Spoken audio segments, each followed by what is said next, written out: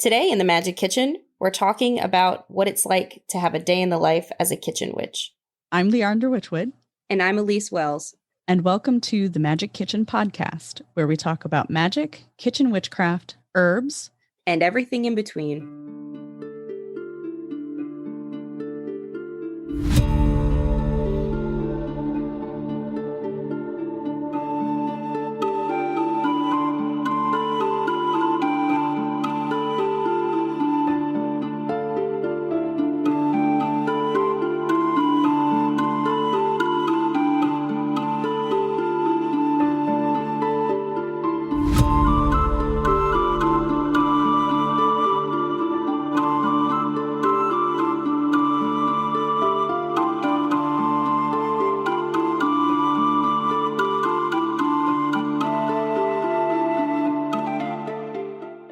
So, I think there's been a lot going on. Yeah. You and I have both been busy, Elyse. Mm-hmm. So what have you been up to? This Lionsgate that just passed was intense. Like I never really got the rewards from it before. I used it last year to launch Seeking Numina, my YouTube channel, my website. I used it, but I didn't really get reward from it. Like it was a manifesting Lionsgate last year. And then this year it was completely like receiving, like all those rewards came through. So I have some huge announcements that I've been sitting on for like a week. I haven't announced it on Instagram or anything. Obviously I told Leandra, but I'm finally telling everybody now. My novel was accepted for publication. Woohoo! It's so crazy. So I'm so excited. It's the first novel I've ever written, and I wrote it because I couldn't find a book like it. It's called Witch on the Juniata River. That's the working title, and it was accepted by Running Wild Press last week, and I signed the contract last Saturday, and it's a book that I feel like we really need out here as witches. It's a horror sort of book. It's not really that scary, though. It's a girl and her husband finally afford to buy their own house, and it's haunted. But she realizes it quickly, and she chooses it knowingly because she's a witch. So it's kind of like a Charmed meets Nancy Drew story. And Kendra, the main character, she goes on these witchy quests of researching and addressing the spirits directly and, using the kind of techniques that we would use as witches. Instead of looking for an exorcist to banish the demons, she says, I think this is a little girl. Let me talk to her and see what I can find out. So she's using pendulums and tarot cards and paying attention to the conversations her cats are having with her on the way they're reacting to things. And her husband's super supportive, although not a witch. And there's just a lot going on in this book that I think is missing from literature right now. And I'm really excited that it's going to be published and out there. And it's looking like 2024. So it's going to be a long journey, but yeah, I'll keep updating on it. And follow me on Instagram and Facebook at Seeking Numina as well. I'll be putting out some updates on that because I can't believe I'm here. I thought it would take at least another year to get any hits on this. I'm still in shock. That Lionsgate energy, man. Yeah, really. There's been so many great things happening. My Patreon community is growing. We've got a lot of people enrolled in the Magick Kitchen Podcast bundle, which is huge. Yes. Our classes are growing. And I'm just seeing a lot of honest and engaging conversations, particularly on Instagram as well.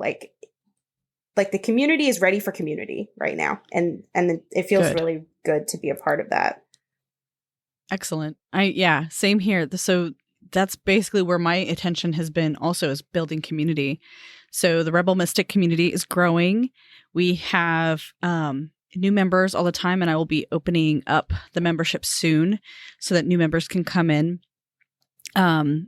It's amazing to just get together and do things together, to have rituals together, and share the knowledge that I intend to share with everybody in a very closed and safe community. And it's been wonderful. And then of course I'm still running the shop. So I'm there, 3-4 days a week, making teas and creating spell kits and talking to people. We just did a holistic expo this past weekend, and that was amazing. I got to see new people. I got to introduce my work to them, and I agree. I think we're finally hitting a point where community is becoming very important to people, and it's always been important to me, and I know it's very important to you too, Elyse. And it's so important because look at what we have to share with each other. Look at what we have to experience with each other. We can do so many things together, and we can still be solitary while we do it. But sharing our knowledge, sharing our experiences, talking about things, like this is the thing that I love the most, is like we can talk about things that never get spoken. Things that we thought were unusual and we just kind of brushed it off, or we thought were normal, but we realized it might be normal, but it's not okay. Or, talking about those difficult things and those deeply spiritual things that we don't have anybody to talk to. And, I really believe that that's why mega churches thrive, because they are able to bring people together so they can some of them commiserate together, but a lot of the time they co-spiritualize together. So they are creating this spiritual community where they can all feel together and experience together. And I think that's one of the biggest things that we lack in the Wiccan pagan community are these true communities that are widespread. Sure, we have pockets here and there, but it's really difficult. So with the Rebel Mystic community, which was only launched last month, so it's really amazing to see it go. And I'm excited to see everyone coming in there and sharing their experiences and asking questions. That's the best part. Ask questions, and everybody can give their perspective, and then you can take away from it what you need to take away from it, what really works for you, and you can explore. I think that's so profound, to explore and give yourself permission and the ability to realize it's not black or white. It's not this dichotomous thing. We can explore, we can dabble, then we can decide, okay, this really does work for me. I really resonate with this. I'm going with it. And then have that focus. Yeah. It's been really great to see the safe space that's being created. And the more the community grows, my Patreon community is now 4 people large. And it's really becoming a place where people can reach out to me individually and get that really safe net, knowing nobody else is going to see what we're talking about. And then I'm also seeing on the threads, on the posts, the way people are connecting and talking with each other. And I think it's really wonderful, important that we have those people to go to, because previously, before the digital age, before even COVID times taught us how much we can do online, our best chance at community was a coven. And that is a really big commitment. We have episodes about that where we've talked about how hard it is to find the right one, if that's even right for you. But joining an online community is the perfect way to have that balance of solitary time with these conversations and the people with authority. I hate to use that word. It's not authority, experience, I guess. People with different experiences, maybe more experiences than you, that you can go to and ask for guidance, and where you can have a chance to be the expert. You might connect with somebody in one of our communities that you end up helping, and that can be huge for your path. I know it wasn't until I started teaching that I realized what I knew and, what I could learn from my students. Even when I was teaching high school, I felt like I was learning from my students. So it's a holistic relationship. Well, it's interesting you bring that up too, because I was at the park with Aaron just yesterday. Our boys were playing, and we were sitting there talking about our passions and what we feel drawn to do in this world. And she made a comment that totally resonated with me, because I feel the same way. Something about, I have all this knowledge, but I don't feel like I have anything to offer. And we were trying to unpack that and figure out why is that so prevalent? Why is it that witches with all this knowledge and all of this experience hold themselves back? And we're products of that, Yeah. Why do we hold ourselves back, believing that we have nothing to share when we have everything to share? We have so much knowledge, so much experience. Yeah. And it just really hit me hard, thinking, well, oh my God, I have 25 plus years, almost 30 years now of experience that I can share with with people who also have experience or are very brand new. And it's not just about, like the number of years. It's about what I've witnessed, how I've witnessed the spiritual community, the Wiccan, the pagan community evolve over the past 30 years. It goes from this very rigid Gardnerian style hierarchical structure, and it started flowing into this like folklore and getting back to the roots and ancestry type structure. And that's where we're at right now. And it was this, this transition that you witness, and you kind of ride that wave, and you start learning and adapting and taking practices, okay, I learned that 20 years ago. Maybe it still applies. And you start using it like, okay, yeah, that still works for me. It's good, Yeah. So I think that's why, decades matter, but not just, for the purpose of saying, oh, well, I'm older than you and I know more. No, that's bullshit. Like somebody who's been practicing only 5 years can have profound experiences that they can share just as much as I can share. But where does this come from that we think that we can't like share? And that's, I think with the community, that's really what I want to break that down. I want us to realize that we are valuable in everything that we know, and we know more than we think we do. Yeah. Yeah. So come on over. Join me on Patreon. Join the Rebel Mystic community. Yeah. Leandra's killing it over there. We're having fun. I have, BOS pages. I have meditations. I have, we do a live ritual every month with a kit and everything. So yeah, there's a lot of fun stuff happening. Yeah. And we appreciate the support. Like, we like to know what you think and feel that engagement. I'm always amazed when, when we first started this, we were going months without any feedback. Like, honestly, I think a year before we had a single message from somebody saying they were listening.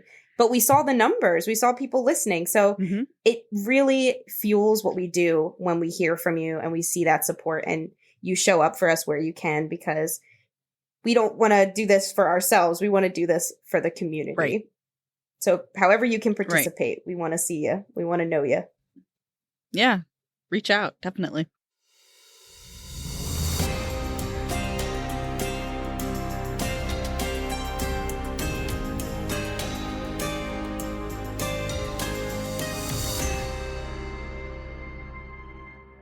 We've got an idea for an event, but we need your help to make it happen.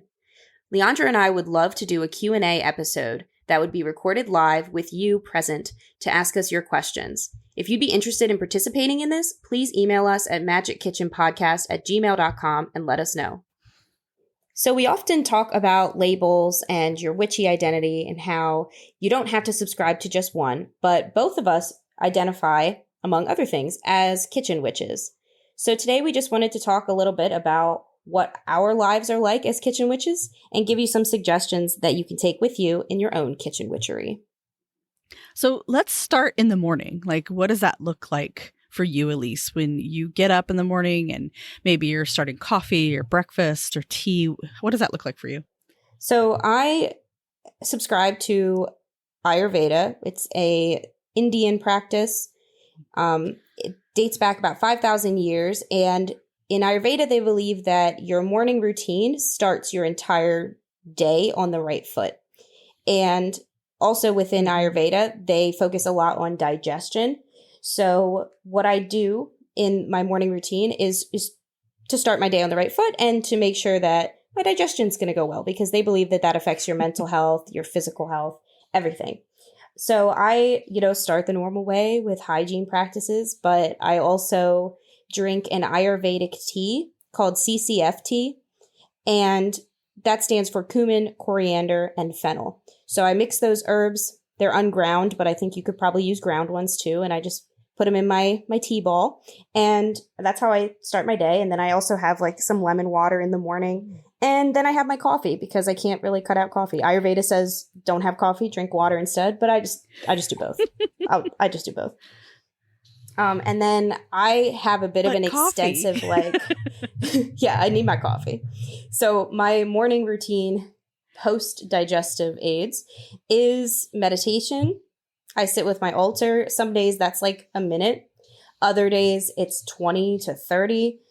Sometimes if I have the time, I'll do my journaling at my altar, or I will bring a book and read at my altar. I see my sacred space in my my altar space indoors in my home as a place for inspiration, even when I'm not directly communing with anybody. So every morning I journal. If I can, I'll do that in front of my altar.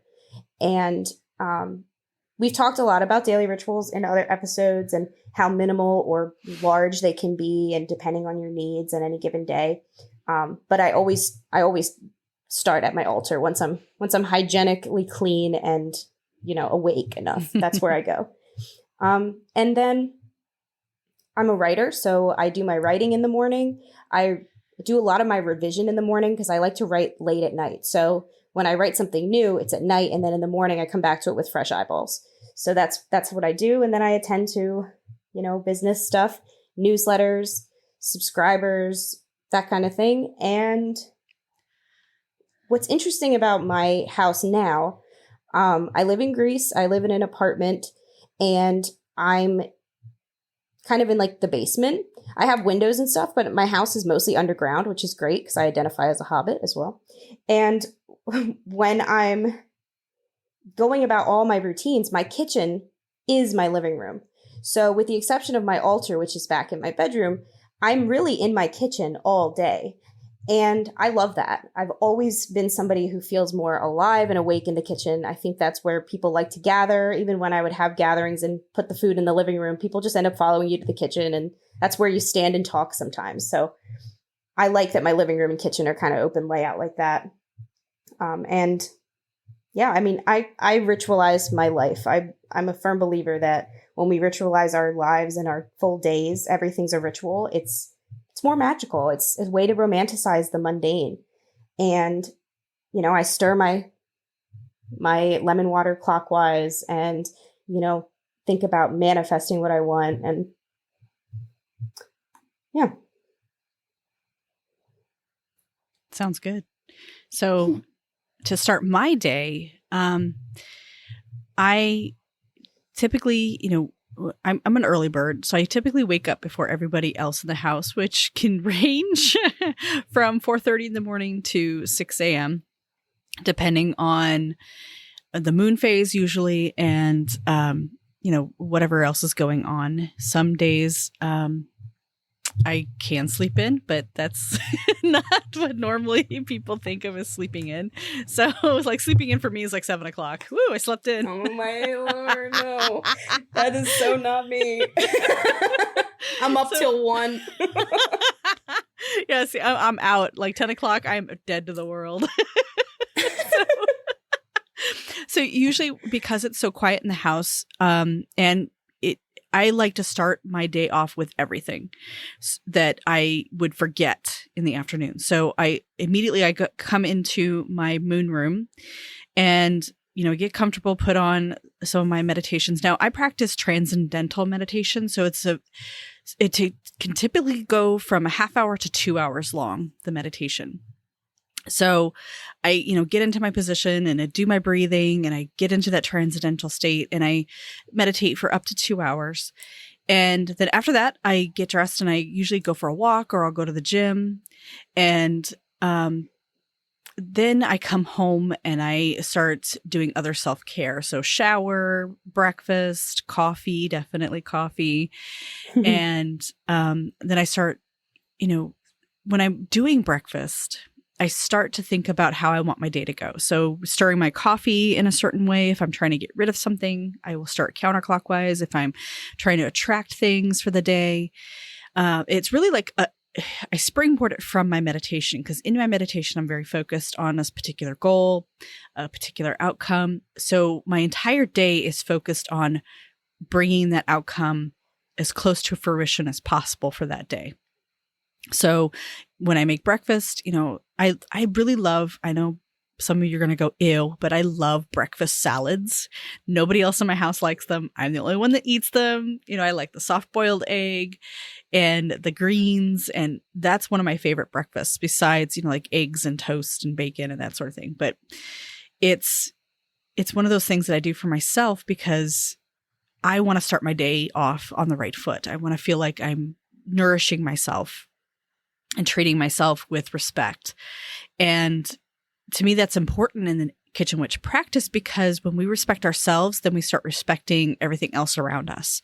And that includes the home and the hearth. And the hearth is so important. So I typically, before I even start breakfast, I go in and I clean the kitchen. I know it's weird to do it in the morning. Usually people try to do it in the evening. And we'll get to my evening routine later. But what I do is the first thing I do is clean the stove. And I do this every day. I spray it down. I scrub it really well, and I clean it. And don't even think that I have the cleanest stove in the world. I really don't. But that's my routine, is I clean the stove, because that's the hearth. That's the home of the kitchen witch. That's the heart of the kitchen. And then I'll, make breakfast, drink my coffee, and I'll take some time to relax and replenish and get ready for the day. And that's my typical morning routine. And it does vary, but that's normally what I do. It's interesting you start with a salad, because I don't eat breakfast. I know I'm supposed to. I don't do it. I don't like eating in the morning. When I was a teacher and I had to get up like before anyone should be up, I'm so sorry that you get up so early, but also I see it. Like if I had a busy house, I too would want to be up before everybody. Yep. But when I was a teacher and I had to eat breakfast, because my lunch was like 4 hours into my day, and I'd be like exhausted in front of my kids. Starving. Yeah. Yeah. I would actually like feel nauseous. Like I would have to like force my food down.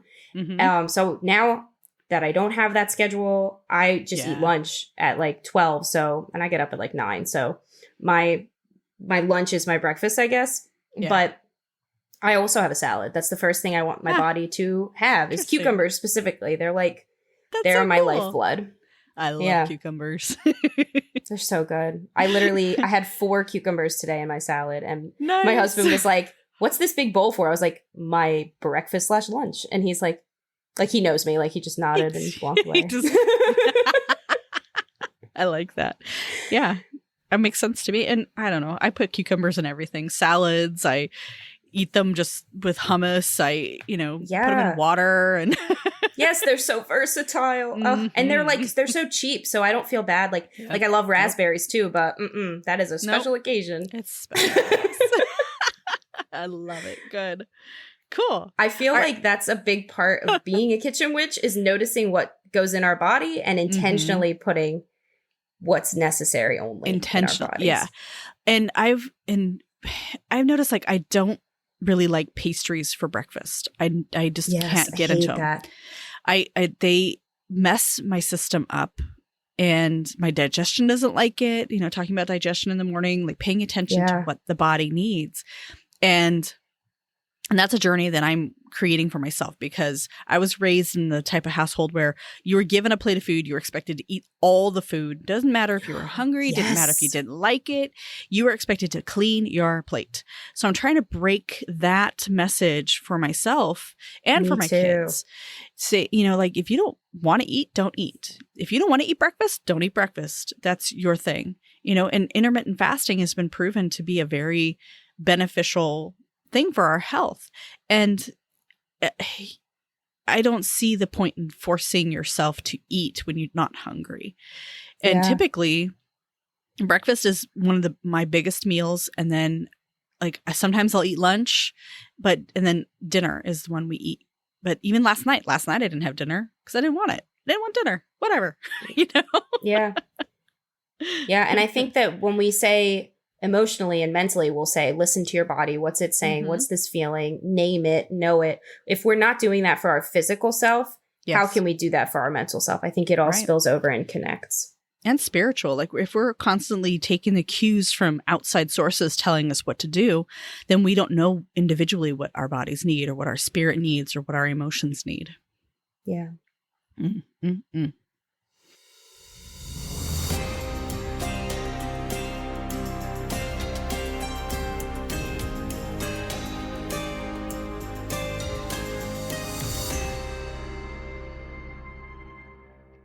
So Elyse and I value you as a dedicated listener. And to all of our dedicated listeners, we are offering a unique class bundle. This bundle will include all of the classes that Elyse and I offer, and it's exclusive to you, our valuable listeners. You can find the link to this bundle in the show description. Okay, so let's move into like mid-morning, afternoon. So this for me is a busy time. This is when I'm full-blown working. I'm either at home working or I'm in my shop working.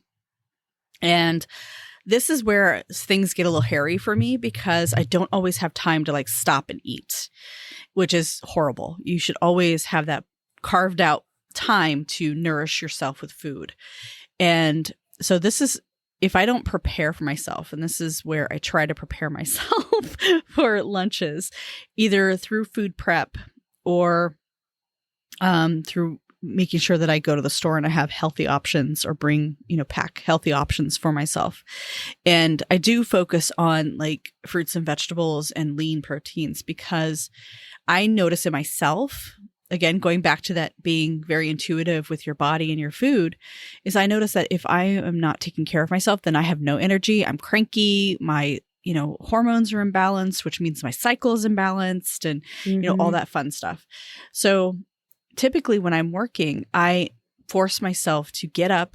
If I'm at home, I get up and I go to the kitchen and I start putting something together, either, roasting some vegetables or doing a little food prep. I try to take some time to do that. And that's where I come into, I'm going to take some time. I'm going to go outside and eat lunch, or I am going to prepare this meal to further my intention from what I started in the morning and get myself in a position where I'm taking care of myself, but allowing myself a break for the most part. Yeah. So I just eat my 2 meals a day. So my breakfast/lunch is my big ass salad. And then I cook a dinner. So we'll talk about that when we get into our evening as a kitchen witch. But I agree. Like you got to food prep so that's just not on your agenda when you are, in that break. Like I have learned to take a break because if I am productive in the morning and I don't stop myself, I end up not being productive all evening. And, I work for myself alone. It's just me. So it's hard to turn off sometimes. And it's also hard to, get back to it if I go too far off base. So that's another reason I agree. Like lean proteins, I eat a lot of nuts with my lunch. Like it depends on my own cycle, how much protein I feel like I need. But if I'm not feeling it, I don't have them. But if I need them, like that's what I'll grab is some nuts. And I agree. Like I have to go outside. And what I usually do in my midday is I feed all the neighborhood cats. So in Greece, I feel like I've talked about this a lot, but they really are a huge part of the community. Our neighborhood cats are my friends. They're my neighbors. Like I love seeing them. I love catching up with them, seeing how they're doing, checking them for, bugs and worms and whatever, make sure they have the medicine they need and of course the food that they need. So I have my circuit I do and I feed everybody. And I also have a garden that's down the road from my house. It's just land that we planted some trees on for now. And so I go, now that it's summer, I get to take my walk and go water everybody. So that's really nice too. And I actually found a snake skin the other day. So that was really fun. Nice. No snake though, which is also good. Because I love snakes, but they're all poisonous here. They're all poisonous. 7 out of 8 varieties that are found in Greece, like in multitude, are poisonous. So poisonous. Yeah, be careful. Wow. Yeah, but it's also so dry now that there's no like grasses for them to slither in. So I know where they are. They're in their bushes. You can see them. So I respect that. Stay in your bushes. Yeah, I love snakes. I love them, but they just need to stay in their bushes. Don't bite me. Yeah. Stay in your hidey hole. Cool. All right. So let's move into the evening. So the evening around my house is pretty crazy because we don't all have the same schedules. So I typically am the one who makes all the meals because I'm very weird about food. I don't want to eat junk food all the time. And if I left it up to my husband, that's all we would eat. Yeah. Yep. We would eat nothing but pizzas, burgers, hot wings, and Chinese food. Like that would be the diet.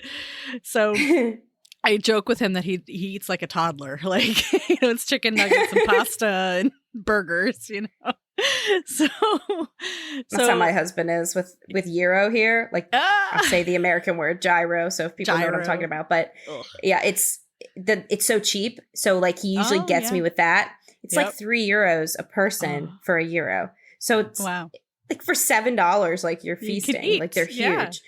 And they're not that unhealthy, kind of. No, I don't know.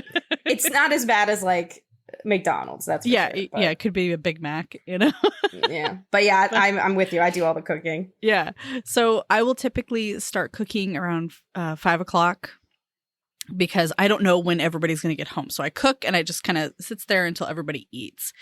And, you know, this is where I really get into, I guess, my kitchen witchery. This is where I might look up some, you know, aspects of the plants I'm using. I might have a special incantation or purpose that either is stemming from my morning focus, or this could be a whole new focus. It could be, you know, something that came up during the day and I need to address it, or I need to influence it somehow. And I have what's called a prep deck. I don't know if anybody's heard of those, but it's pretty cool. It's like this whole system where I can food prep everything and put them in these little containers, and it like full, because I have a really tiny kitchen. I have a super stupid small kitchen. I think yours is smaller, Elyse, but yeah, I don't even have an oven or a stove. Like, so. You don't really have. Yeah, you have a countertop, I think. Yeah. And so this helps me like maximize the space in my kitchen. So I can chop everything. I can, you know, do my mise en place, and I stick it all in this food prep thing. And then I start cooking, and like some of my favorite things, depending on where I'm at, it's like roasting vegetables and roasting, you know, using my Instant Pot. I love my freaking Instant Pot. Yes, like, that's my oven, my Ninja Foodie. Yeah, it's my oven replacement. Yeah, because I can air fry things. I can slow cook. I can saute. So I use that a lot. Like I just made a dumbed down version of chicken adobo, the Filipino dish, because when I grew up, good. My stepfather was Filipino. So my mom would make that all the time, but she would make it like the old way, like the, you know, braising and, you know, the making the sauce really dark and thick. And I don't go to that extreme. Like it took her too many dishes, too much time. Too much time. Seriously, I want to get in and out. Like I literally, like my version of kitchen witchery is I don't spend all day in the kitchen. I spend maybe one day a week in the kitchen where I'm doing food prep, but I don't spend all day because I don't have time. I've got too many. I'm running 2 businesses. I have the Rebel Mystic community that I'm running, and I can't spend my entire day in the kitchen. This is where the meal has to be. It has to be, you know, something that is fulfilling, but also like something maybe I can, you know, store some away for lunch tomorrow and that sort of thing. So yeah, making meals that are more family style is really the way I go. And so I will, you know, get it all prepared. And we sometimes eat together as a family, but not always. It's usually just my son and I. So he and I will sit and eat. We'll play a card game. So it really becomes that family time and solidifying that family unit around mealtime. And making it good. I want a colorful food. I want food that isn't just, you know, beige and red and, you know, pizza sauce and hamburgers and that sort of thing. And then after, like when I cook, then it's everybody else's responsibility to clean up. So this is where we come back to the morning routine. The kitchen does not always get cleaned. So I do my little cleaning routine in the morning just to help, you know, bring the energy back to the hearth and respecting the hearth. Yeah, that's great. Actually really similar. Cool. am in the same philosophy where I don't want my cooking to take a long time. Right. However, I love roasting vegetables, and I really am nourished by meals that have me hands-on with vegetables for like a while. Like I love beets, and I'll get wholesome. fresh beets. Exactly. It feels so grounded. Like, I mean, beets and carrots, actually, I just thought of this, but I mean, they literally grow deep in the ground. They are root vegetables. And They're grounding. I love like the experience. Like sometimes I'll have a day where I'm trying to write, I'm, you know, reaching out on social media and I'm doing all my work stuff. I'm checking my newsletter and I'm doing all of it. And I'm just like not motivated to, the creativity is not flowing. And the thing is, like, as you know, like when you have your own business, it has to be creative and authentic. So if I feel myself being inauthentic, I will get my beets, get my carrots. I also love doing this with zucchini, and I'll peel my beets and my carrots. I'll intentionally chop them up, and I will air fry them or bake them or do some fun thing with them. And I'll add herbs for the intention of what I need to manifest. Yes. So rosemary is a big one for me because sometimes I'm really just trying to remember my path. Like I'm trying to find where I want to go. I'll do oregano to try and bring that clarity. I'll do sage for the same sometimes. Sometimes I'll just do paprika and garlic because I need to do something really active. Like I need to own my charisma. Yeah. So that's how I motivate that. And while I do this, I have a playlist. I can link it if anybody's interested. It's called Witch Bitch. It's my Witch Bitch playlist. And it's all my favorite pagan artists and a couple Lord of the Rings soundtrack songs. And I mean, it's just my Enya, like, you know, it's like my motivational witchy music. And that like brings me to my vibe. And then I also use podcasts a lot. I love podcasts, of course, but yeah, like I those listen to podcasts. Moments, yeah. Like you were saying, like I have a single day a week where that's my prep day. Yeah. And for me, that's Saturdays. There's this amazing tradition that goes back like 10,000 plus years in Greece where we have something called Laiki, and it's an open air market. Every farmer and local vendor comes to sell mostly food, mostly produce, but there's also somebody who sets up a souvlaki shop. So they have fresh skewers of meat.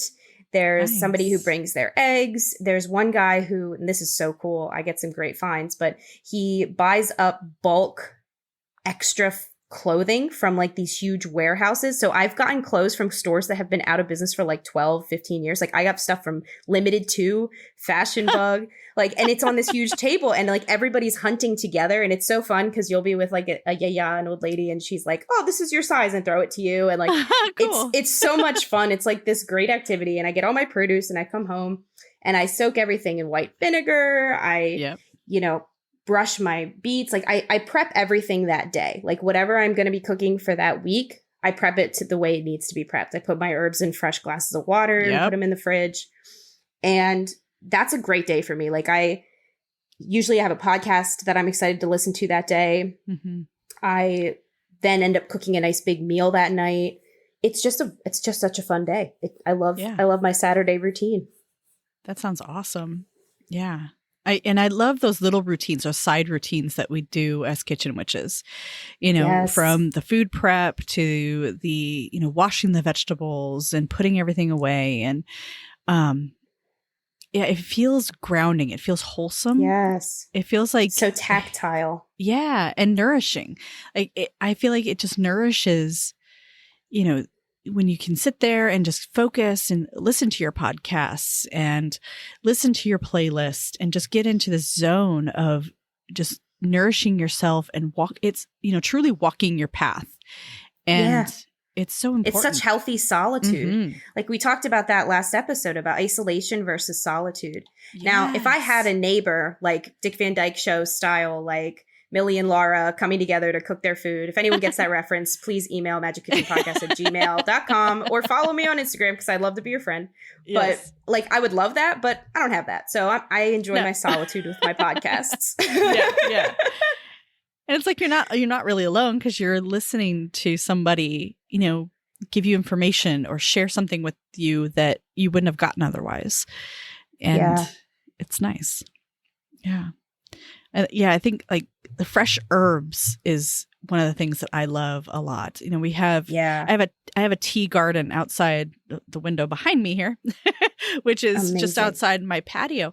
And, you know, I love to grill. So any chance that I get, I will grill or I'm roasting. And so I'll do whole chickens. I will do whole, you know, loins and vegetables. And one of my favorite things to do is take vegetables like zucchini and onion and squash and eggplant, and I marinate them in fresh herbs, lemon juice and olive oil and salt and pepper. And I'll do, you know, give them a good like half-hour marinade and then stick them on the grill. It's like so satisfying and it's so fresh. I do the same thing. And I actually, I toss on adobo to my veggies on the grill. Okay. Yeah. Okay. Nice. Recommend. I will try that. So good. They don't have it here. So I actually bought like a 16-ouncer of adobo to bring to Greece last time I was in America because I missed it. And it's so good on everything. It is so good on everything. I love that seasoning. Yeah. It's really, great for fish and chicken. Well, anyway, I don't need to be an advertisement for it, but I'm just thinking, I'm like, what can I cook tonight? I know. It's so versatile. And part of what I do as a kitchen witch is I experiment with recipes. I love new recipes. And I made, one of the things I like to make, and that, is kind of one of those products of experimentation that my family hates, but I love it, is chicken paprikash. And I love it. And, it's such a simple tomato sauce with paprika and chicken. And then you put it over, pasta or rice. And my family hates it, but I'm like, I'm going to make it anyway because it makes me happy. That's me with pasta. My husband hates pasta. Like, who hates pasta? And, my daughter. All kinds, all of them. Really? All right, I'll have to tell him because he really thinks he's the only person on the planet. No, my daughter, well, she likes it to a point, but for some reason the past week we've been eating a lot of pasta because I haven't been planning and prepping. So she's like, God, Mom, can we stop eating the pasta? Yeah, he's good with like once a month. And that's about how much we have it. But I just love a bolognese. Like, that's my favorite kind of pasta. Oh, yes. Bolognese. That's another one that's like, you can really mix and match your herbs and have some fun with it. Yeah. See, I'm getting ideas for dinner already. I know. After we get off recording here, I'm going to go be cooking my dinner. You can go through my recipes and see what sounds good. And another big day that I do in my kitchen, and this is about once every 3 months, so it's not often, but it's kind of like it becomes a healing and empowerment ritual for me. I make my own lotions, my own shampoos. I make my own hand soap, my own detergent. And about once, it seems to be, I've gotten to a pace with it over the past few years that I've been doing this, where about once every 3 months, I run out of everything. So that becomes my day. Usually I try to pair it with my market day on Saturday, or I do it on that Sunday or something. And yeah, same idea. Podcast, Witch Bitch playlist, but it's a really fun day of like, there's something so empowering about making that stuff for yourself. Yeah. One, I'm saving so much money. I recently put my deodorant recipe out in a newsletter. Yeah, you did. But I'll have it on my Patreon as well if you want to check that out. But my deodorant recipe, I sweat really bad and it works. Like it's taken me 3 years, but I've really found one that works. And like deodorant's so expensive. Like I save $8 every time I make it, and it's so empowering. Nice. But yeah, that's one of my favorite kitchen days is making all my soaps and stuff. I feel so like old ways, Yeah. And I think, we're part of why we are attracted to this path, I think, is to connect with those old ways and doing things with our hands, creating something out of nothing is how we do that. How we can reconnect to, working for things instead of just throwing money at them. And in this state of unrest, there is that revolution of not shopping on certain days or not shopping during this week or, besides buying local, like the best way to engage in these protests or these, economic protests is to make your own stuff. Go out to your garden and find the herbs, or, trade with a friend that, so maybe your friend makes a really good lotion, but you make a really good soap, trade. Yeah. Yeah, that's spot on, actually. It's an act of rebellion to make your own things, to take as much of your life in your own hands as you can. And we usually think of that in terms of relationships or jobs, but yeah, what if it could be? Think about our kitchen. Our kitchen is this place where we can take ownership over so much that affects us. What we put in our body affects us more than anything else. On our body as well. Skin is our biggest organ. But if we're in control of that, if we're fully in, think about that's true. Maybe that's why I get that empowering feeling. Maybe. It's not just getting one over on capitalism. It's literally better for... Self-care is a direct act of rebellion.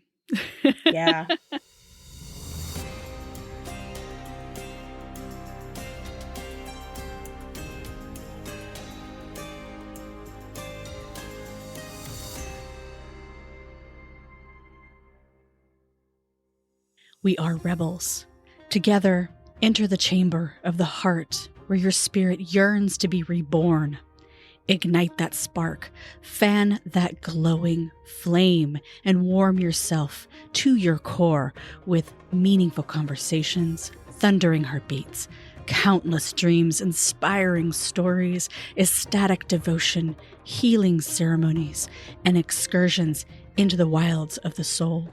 Join me, Leandra Witchwood, in the Rebel Mystic community as we come together and explore the radical, rebellious act of creating sisterhood and engaging in deep self-care. Another couple of good tips if you are in an area that this is able to be done is foraging. If you can't directly forage in free spaces, it's also really grounding to go apple picking, to pick your own pumpkins. And with that, eating in season. Yeah. If you are eating only what is locally grown and in season in your area, it's going to be fresher. It's going to be better for your body. It's not going to be grown in some warehouse somewhere 8,000 miles away. It's going to be from the same environment you are in, which is always better for you. It's also been proven. Yeah, it definitely tastes better. But it's been proven to help with allergies as well when we take in, essentially the allergens of the outside world. It's kind of an extension of how vaccines work, right? It's like this micro dose of the virus. Like allergies work the same way. So eating in season, eating local, and not to mention how much that supports your community. Yeah. Like I know that when I'm handing over my cash to the guy who's handing me cucumbers at the market at Laikey, I know that he is then going to use that for his family. It's not, this trickle down economics. Yeah. Yeah. Which is, of course, a lie. So yeah, it is. It is. Yeah. Eat local, eat in season, eat fresh. Yeah. And if you want to do something for yourself and support your local economy that's not supporting big box stores or these huge conglomerates that control a lot of, what we buy, like start buying local. Go find the local people who make things by hand, who grow it, who, they're not relying on these huge, industrial, facilities to supply things. It's the small farmer, it's the small maker, it's the small the person that has the consignment shop that sells used clothing that is in good condition rather than buying a new piece of clothing that was made somewhere where there's slave labor attached to it, that sort of thing. So it's something to think about. It's one of those things that we just need to rethink our habits if we want to improve the world we live in. We'd love to hear the ways that you practice as a kitchen witch. Email us at magickitchenpodcast@gmail.com. That's magic with a K, with any of your tips or stories of things that you do in your kitchen or as a kitchen witch. Absolutely. And if you're looking for recipes, if you're looking for ideas, if you're looking for, anything that has to do with kitchen witchery, you can go to the magickitchen.com. That is my blog. I have, been adding to that for over 10 years now. There are so many good recipes out there. Yeah, it's been there for a while. So it's got a lot of good information and, recipes and suggestions and tips and tricks and that sort of thing. Yeah. Pursuing your spiritual path alone is really difficult, but so is finding community. That's why I started a Patreon community to help you overcome obstacles and clear up confusions while making friends and finding connection along the way. You'll have a direct line to me for all of your questions and receive tons of benefits for joining my Patreon, from thank yous to ritual resources, journal prompts and reflective exercises, downloadable guides and posters, exclusive Magick Kitchen Podcast and Seeking Numina updates and early access. Find community no matter where you are. Visit patreon.com/Elyse Welles. I can't wait to help you on your journey. Merry meet, merry part, and merry meet again. Thank you for joining us on the Magick Kitchen Podcast. Please visit my website, leandrawitchwood.com, for news, information, and more episodes. I'm Elyse Welles, and I can be found at Seeking Numina on YouTube, Instagram, and Facebook, and seekingnumina.com. That's seeking, Numina.